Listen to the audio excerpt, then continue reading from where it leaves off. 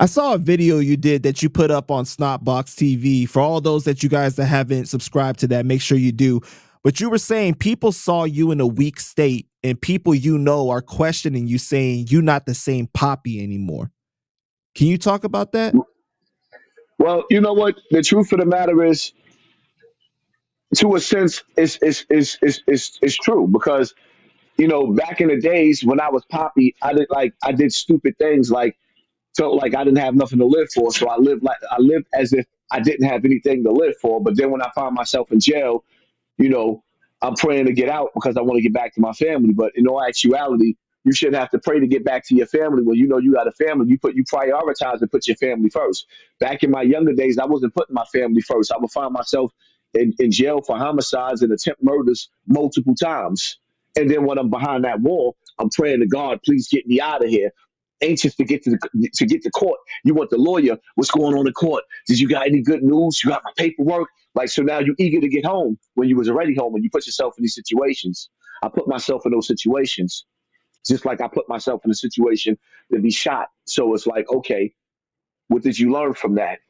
That there was no reason for me to go outside pissy drunk, taking out my emotions on the cameras in the streets. I asked for it. I got what I deserved.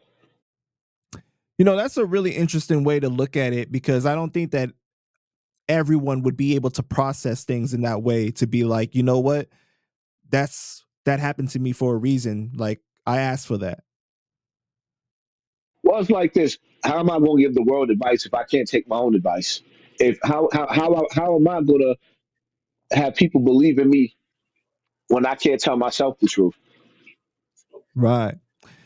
I can lie to you, but why am I going to lie to me? I got to be real with myself. That's true. And you got to look at yourself in the mirror every single day. So you got to keep it real.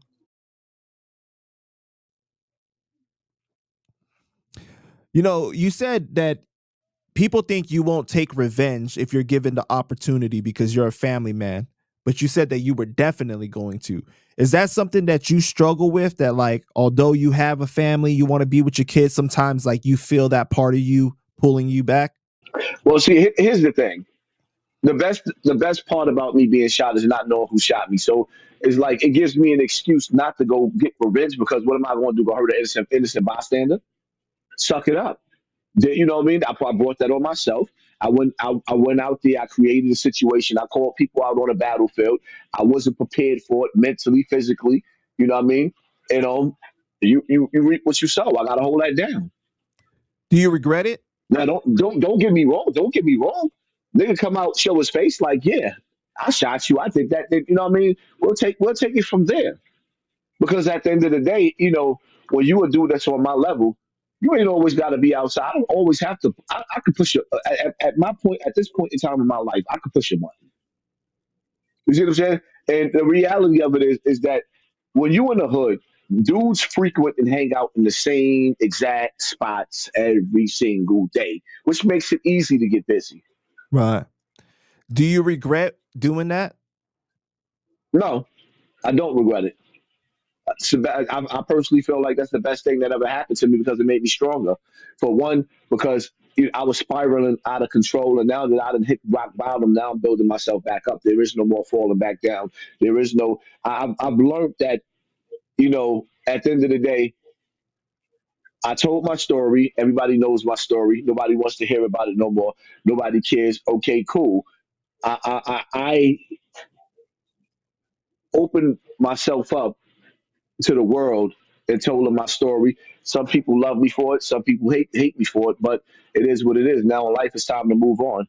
There's a bigger mission and a bigger purpose. My biggest purpose is to prepare myself from the grave. Number one. Number two, to be a father while I'm here. To be a leader, a role model. Give people something to actually look at and say, "Yo, I like this dude," or "I hate this dude." It's either or. Ain't no in between. I'm gonna give you a side. We're gonna pick a side. Right.